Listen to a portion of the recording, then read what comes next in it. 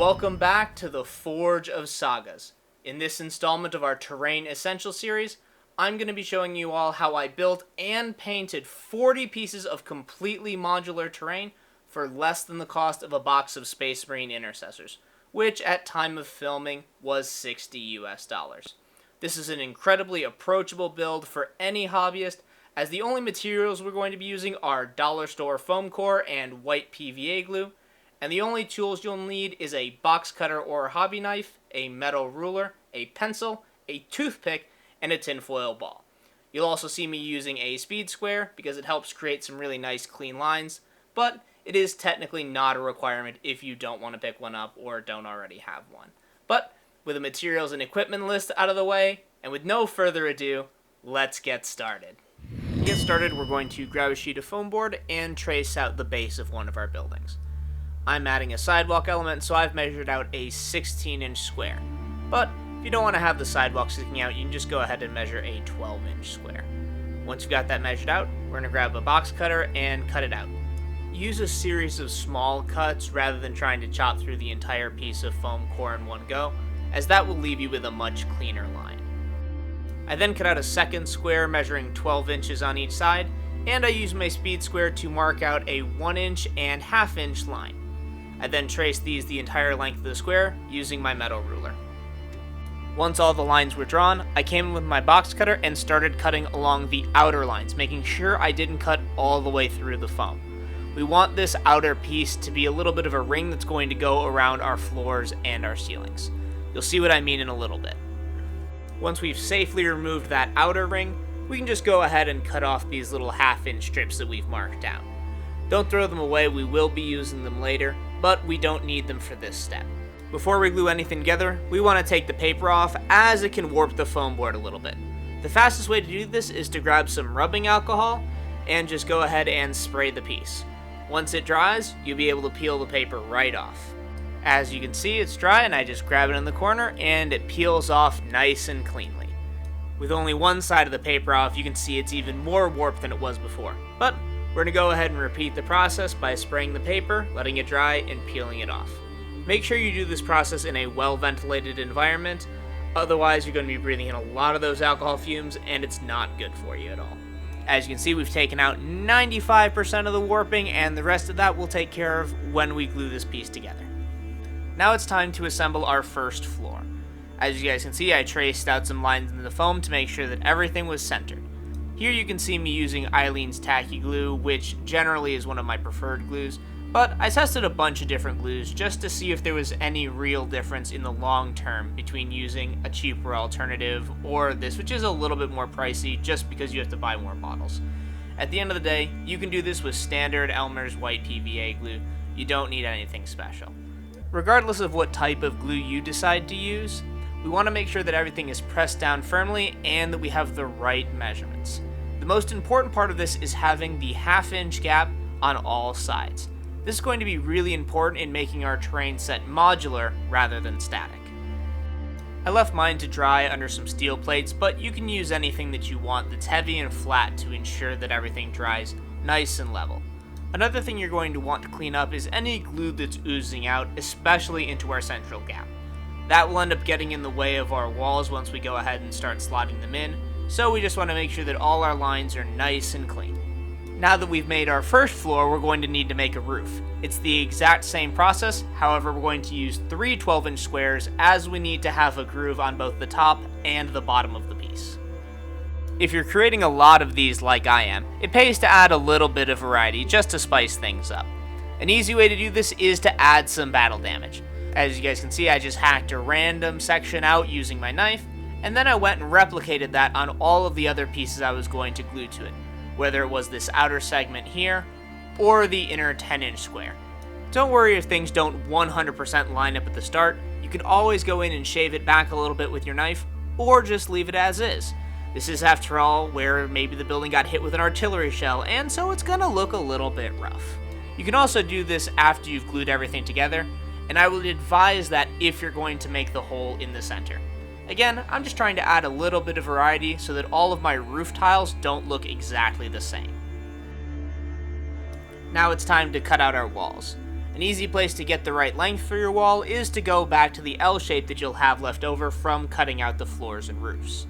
To determine the length of your wall, you're going to want to measure how long the gaps are in your floor and roof tiles. For me, using 12-inch squares, I had an 11-inch long gap, so I decided to go 1/8 of an inch under 11 inches just to increase the tolerance of my pieces a little bit so they'll slot together nice and easy without having to squeeze. Now that we've got our walls cut to length, we need to decide on a height. For me, I went with 4 inches as it's the best height for Warhammer 40k. Why is that? 2 reasons. 1, the average movement of an infantry model is 6 inches. So, if I have a 4-inch wall, and let's say that our floor and roof add about 3/4 of an inch, that's going to leave them about an inch of movement in order to allow them to scale the buildings in a single move. Secondly, any building that's 5 inches or taller automatically blocks line of sight for its entire base, and I didn't necessarily want my buildings to do that all the time. Since we're making this terrain stackable, it's going to be very easy if I decide I want it to be line of sight blocking to achieve that 5-inch mark by adding something on top of the building. However, if you're working with a different rule system, go ahead and choose the height that best works for your rule so that you can get the most utility and versatility out of your terrain. In order to increase the stability of our walls and make them slot together a lot more nicely, we're going to go ahead and cut a notch into each side. This measurement is going to depend a lot on the height you've chosen for your walls, but for me, I decided to go 1 inch in from both sides, leaving me a 2-inch gap in the center. Once we've drawn in those lines, we're going to add another line on the short side that's going to reflect the thickness of 2 pieces of foam board put together.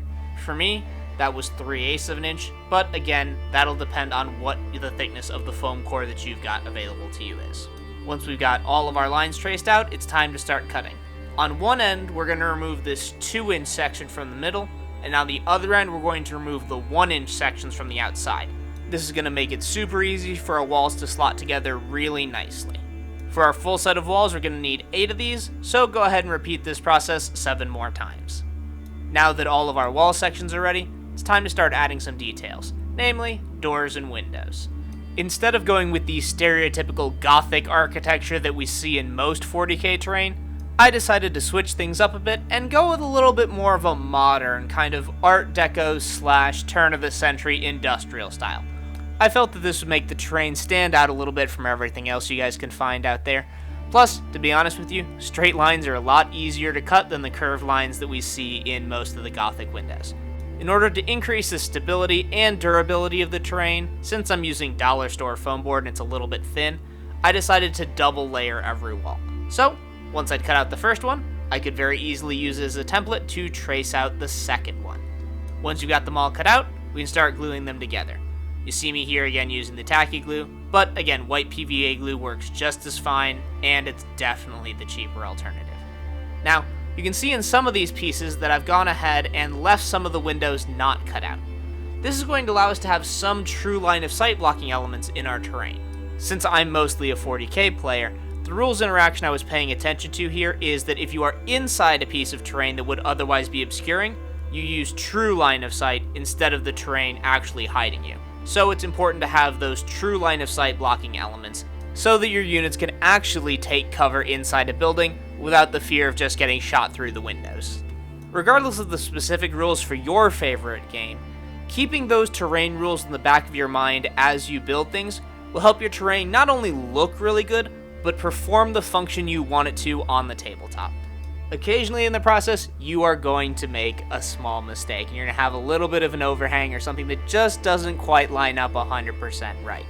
And that's perfectly okay, it's not that hard to fix. What we're going to do is we're going to grab our knife if we have a little overhang like we see here, and we're just going to go ahead and trim that down. Nice, quick fix, too easy. If you want to further refine your edges, you can come in with some medium grit sandpaper and sand the edges down so that everything is super flush. Try to go in one direction, as that'll prevent the foam core from tearing at all as you sand down the edges. This can be a little bit time consuming, but if you're really careful about your cuts, you really shouldn't have to do too much cleanup on the back end. There's an old saying that goes, waste not, want not, and we're going to really try and minimize the amount of waste we have in this project. Here you can see me taking one of the 1/2-inch foam sticks that we had left over from our floor and roof tiles and cutting it into a bunch of decorative bricks. After cutting out a large number of bricks, I applied some PVA glue around the frame of my doors and windows, and just began stacking in my decorative blocks. I had to make a few cuts here and there in order to match up the angles of my windows, which in the long term I ended up regretting as I did this over and over and over again. But, it's one of those things. You live, you learn. When you're making doors, you want to make sure that you leave a small gap at the bottom of the wall. That way the walls will sit nicely inside the gap that we've built into our floor and roof tiles. I didn't do it in this particular wall, but I realized my folly very quickly, and I corrected it in all of my other wall pieces. Just one of those things to keep in mind. In order to add some interest to our line of sight blocking window, I decided to add some boards. This would give it the feel that, the window pane had been shattered and someone had come through and boarded it up at some point in order to fortify it. The easiest way to make these boards is to cut them out from the same piece that was originally cut out of that window. Again, we're reducing waste by making sure that every piece of scrap is put to use somewhere. Having different board patterns in every window is a good way to add just a little bit more variety to your terrain so that no two walls are exactly the same. An easy way to add a lot of detail very quickly to our wooden boards is to grab a toothpick and trace in a little bit of a wood grain pattern. It's a really simple technique, but every bit of detail you can add to your terrain is going to create more degrees of realism and help you immerse yourself better in your games. Now that we've given the wood some texture, it's time to turn our attention to our decorative stonework. The easiest way to add texture is to grab a tinfoil ball and press it firmly against the stone as you roll it around. This is going to create a nice random pattern of depressions in the foam, which is going to mimic the texture of actual stonework. Now, you can see that I'm only applying the tinfoil ball to the stones around the windows and doors as opposed to the entire wall. To keep up with my tradition of breaking tradition, I decided to give this terrain set a Mediterranean feel. I spent some time living in Italy, and a lot of the buildings there will have this decorative stonework framing any openings in the building, but the walls will be smooth plaster. Therefore, I really tried to limit the impact of the tinfoil ball to just the framing stones. However, if the particular setting you're building for requires more texturing, feel free to apply that tinfoil ball until you think it looks right. If you've created a solid wall with no windows, one little obvious piece of detail you can add to it is a big old hole. I'd already made this hole in the roof, so I figured I would make a wall that corresponded with it. Do I need to necessarily pair them together in the modular set? No. Part of the wall could have collapsed without the roof caving in, part of the roof could collapse without the wall caving in. However, if I wanted to line the two up, I just thought it would be something fun, and again, just gave me an excuse to rip up some foam and cause a little bit of destruction and havoc. Sometimes you just gotta have fun in these kinds of projects. Once you've got all four walls made, it's time to glue them together to make the first floor of our building. Just take some white glue and apply it to all of the different contact points, and then stick the pieces together. How you order the walls is completely up to you. I tried to just create a couple of different sides, some that were see-through, some that had line of sight blocking, just creating a nice variety between all the different parts. However, the important thing is to make sure that you have right angles in all your corners. If your walls aren't square, they're not going to sit properly in the floor and roof tiles that we've made up, and the whole modularity of the system is kind of going to fall apart. So, just take your time, be careful, and make sure you're doing these little things right. Once the wall is dry, you can go ahead and cover up this joint with even more of our little decorative stone edging. Leave yourself a little bit of a gap at the top and the bottom, of course, so that it will slot nicely into our floor and ceiling tiles. But other than that, you can arrange the stones however you want. This is another really good place to use up your scrap. You can go ahead and cut them into irregular pieces and then basically treat it like a big jigsaw puzzle and arrange them however it looks best to you. Once everything's dry, you can apply some texture with the tinfoil ball to the corners, and you're done. You can start setting up your first building. You can see I'm just slotting it into my baseboard. You can see it sits really nicely in there. And then I grabbed my roof piece and I slotted it on top. Really nice, quick little building. Too easy, right? However, one floor wasn't enough for me, so I went ahead and made a second. You can see I made a little bit of a different design on the top, reflecting that this is a second story, but it's a really nice, easy way to create quick, stackable terrain. In the end, I ended up creating 7 complete sets of walls in a bunch of different styles, as you can see here. This left me with 3 2-story buildings and 1 1-story building, as well as a full set of 16-inch bases. I had a lot of fun experimenting and creating a little bit of variance in each of the pieces so that no 2 sets of walls were the same, to make sure that I could get a ton of different layouts out of this set. However, we're not done yet. Because my foam board dimensions didn't divide evenly by 12, I ended up with a lot of different weirdly shaped pieces of scrap. So, to help fill out our board even further, let's go ahead and turn this scrap into even more terrain. I had a couple of really large pieces that were left over, and these are perfect for making a bunch of L-shaped ruins.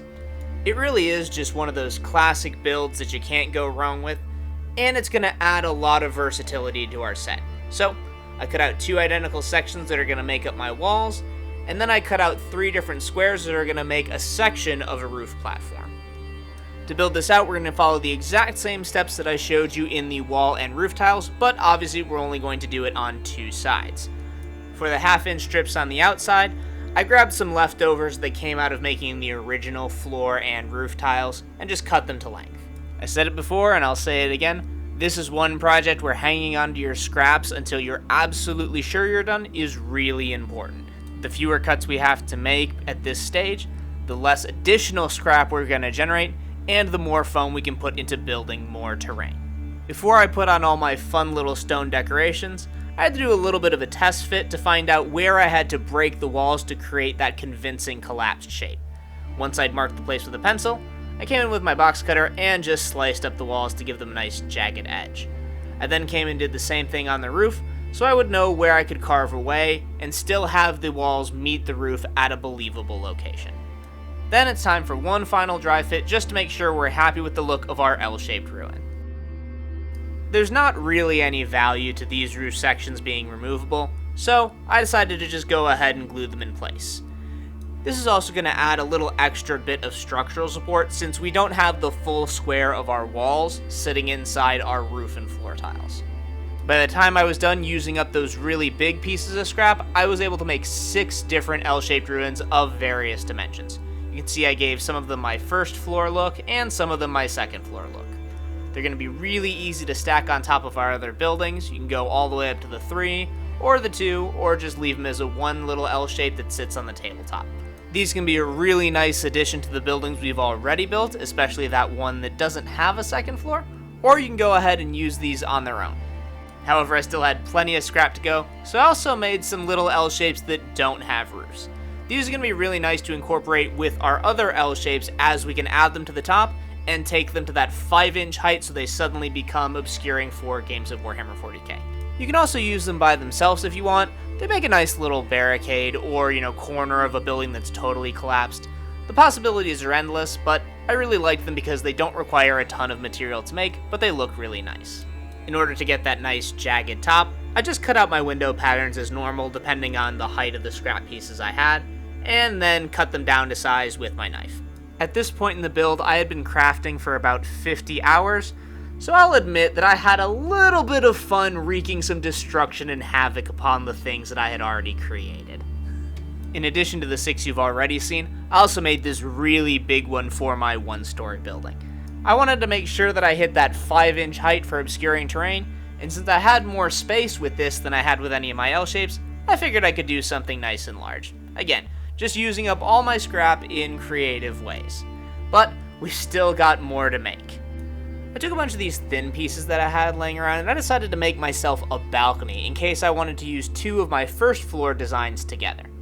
To make sure that everything sat nicely, I traced in an 1.25-inch tab. That's going to be where our balcony affixes to our floor platform, and then I cut it out. To make sure I had the fit I wanted, I stacked up 2 of my first floor tiles and did a little bit of a dry fit. Here you can see it's going to sit really nicely and give us another place for models to look out over the battlefield. Once I was happy with the fit, I came in and notched out a series of 1/2-inch holes in my platform. This is going to give me a space to put fence posts in for the railing of our balcony. To make sure that it was the same thickness as our floor tiles, I needed 4 pieces, as this first piece with the tab on it is going to be sitting above the floor tile. So, once I'd had them all cut out, I came in and glued them together. I bet you can guess what piece of scrap we're going to use next. You're right, It's those darn half-inch scraps that came out of the floor tiles. For better or for worse, you do end up with a lot of these, so it's best just to put them to use. I went ahead and cut them to a 1.5 inch length, as I figured that would be a good height given how far I was sinking them into the foam already. In order to make sure I'd cut the correct height, I grabbed a handy dandy intercessor and compared the size. Since it comes up to about his waist, I know that when I add the top of the railing, it's going to be a perfect height for a balcony rail. Once I'd cut them all out and textured them with a toothpick to give them a nice wood grain, I just went in and glued them all in place. Once that glue had dried, I came in with the top of the railings, which I made the exact same way as the posts. I just cut them at a 45-degree angle so they would meet in the corners really nicely. I added a quick stone facade around our balcony to hide the places where we'd shoved in the posts, and then gave it a little test fit. It ended up being a little bit more of a snug fit than I originally intended, but as a concept, it really is a great way to use any doors that you end up having on second floors of your buildings. In order to make sure that it would hold up under the weight of miniatures, I grabbed myself a squad of Primaris Intercessors and set them on the balcony.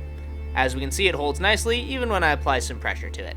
With this piece finished, we can move on to the last type of terrain that you can make using the leftover scraps from this build. Anywhere there's war and shelling, you're going to end up with various piles of rubble. These smaller pieces of terrain are going to help fill out the board and give it those last little details that it needs, whether you're adding small barricades for troops on the ground to take cover behind, or even some larger pieces to help mark out areas of light or dense cover, or whatever other rules you'd like to have reflected in your terrain. Regardless of the size of the rubble pile you want to make, the process is the same. We're going to take a little bit of a base and glue at least one large defining feature to it, like I have this offcut from the top of a wall that I used in one of my L shapes. Then we're going to take a bunch of smaller offcuts and just roughly chop them up into a bunch of different shapes. To add a little more stability, you can put some larger pieces directly next to the base, as we'll end up covering them up with the smaller pieces of rubble. Once you're happy with the stability of your piece, we're going to go in and add a whole bunch of glue and then just start sprinkling on these tiny little scraps. There's no right way to go about this. Just go ahead, sprinkle them on, push them in place, do whatever it is you feel is going to give you the best looking pile of rubble that you can make. Now, squares aren't very organic shapes on the battlefield, so I decided to come in and slice up the piece that I had based this on to give myself a little bit more of a natural, rounded shape. You don't have to do this if you don't want to, but I think it helps the terrain blend in a little bit better on the table. Our last step is going to be to fill in the gaps with some sand.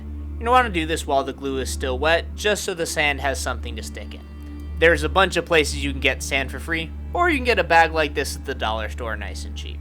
I combined this bag of sand with my existing sand mixture just to give me a little bit of variety in the size of the particulate. You don't have to do this, but it's something I had laying around already, so I figured why not. I added a little bit of additional glue to some of the exposed areas where I didn't have glue holding down bricks already, just to give the sand a little bit of extra help sticking to the piece.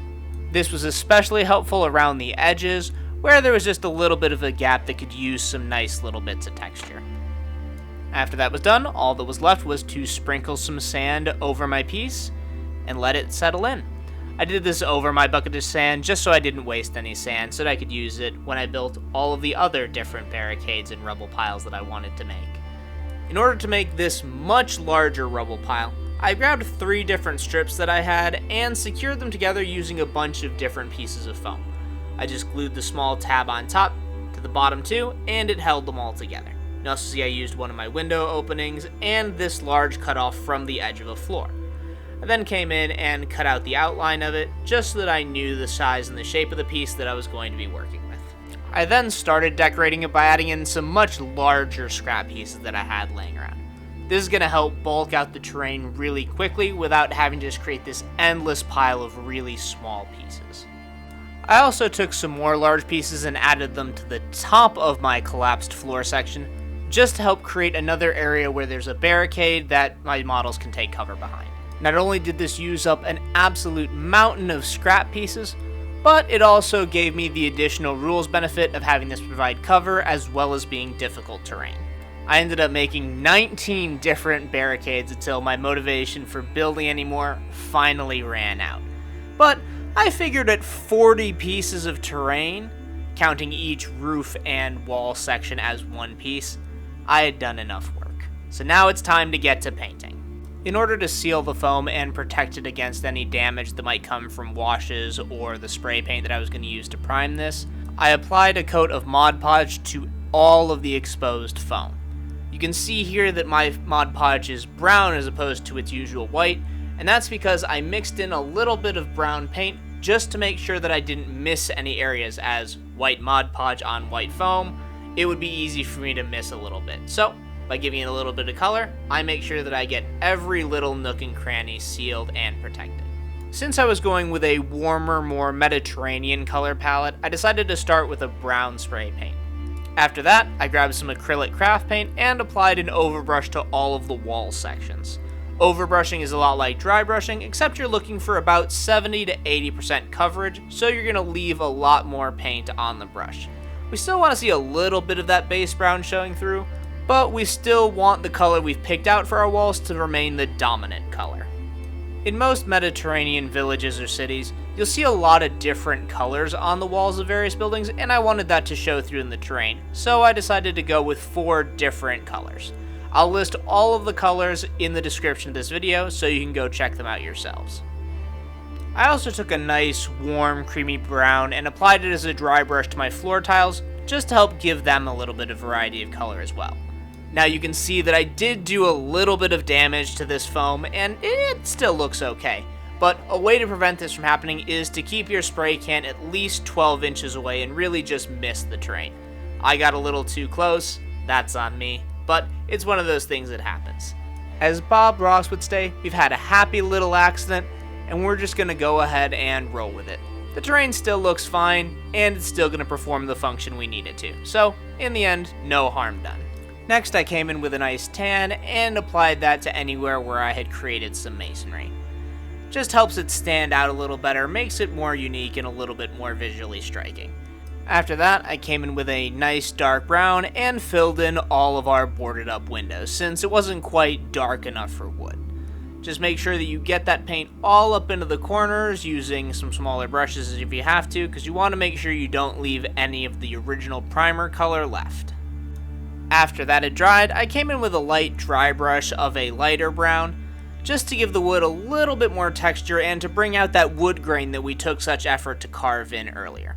Lastly, I took some brown paint, water, and just a tiny bit of dish soap and created myself a wash for our terrain.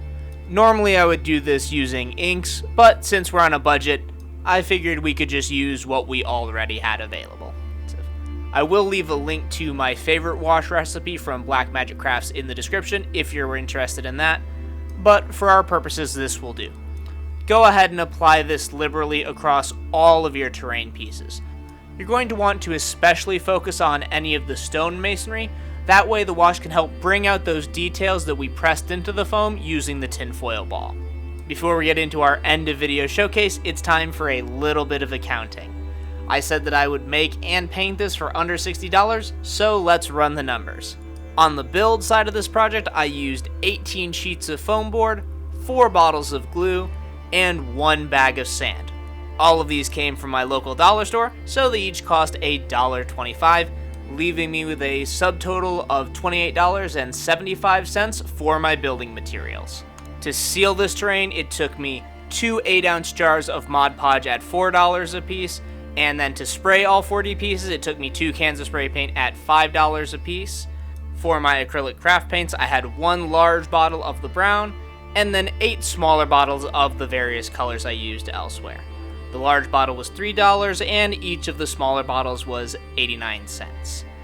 If you're following along at home with the math, that leaves us with a grand total of $55.09 for all of our terrain, giving us about $5 spare from our target of $60. And as you guys can see on screen, you can get a ton of utility and versatility out of this terrain. For our first table showcase, I laid out a bit more of a tournament style board using the recommended layout provided by Games Workshop. You can see it's a nice dense board full of terrain with plenty of places for miniatures to take cover and engage the enemy. However, if you're a bit more of a casual player like me, you can also set up some really cool narrative missions like the one we can see on this desert battle mat. Here you can see my Scarab Guardians were conducting a road clearance convoy when they were ambushed by the forces of the Dark Mechanicum. With the amount of versatility in this terrain set, the only real limit to the battlefield you can create is your imagination. I know it's a cliche thing to say, but I do honestly believe it to be true. However, my absolute favorite thing about this terrain set is that it can grow with you as you delve deeper into the hobby. If you're just getting started with small 500-point games of Warhammer or skirmish games like Kill Team, you probably don't need to build 40 pieces of terrain. You can just start with building maybe one building, maybe an L-shaped ruin, and some rubble patches with the scrap. Then, as you begin to expand your army and start wanting to play higher point games with a bigger map, you can go ahead and expand your terrain set using all the techniques I've shown you in this video, and because the set is modular, you can combine it all, move it around, and keep expanding your terrain as much as you want. If you guys enjoyed this video or you learned something new, give us a like and subscribe to the channel to keep up to date on all of our future content. If you guys have any questions for me, or you have any suggestions for what you'd like to see me tackle next on the channel, leave it in the comments and I'll take a look at it. I want to thank you all so much for watching, and I hope to see you again the next time we ignite the Forge of Sagas.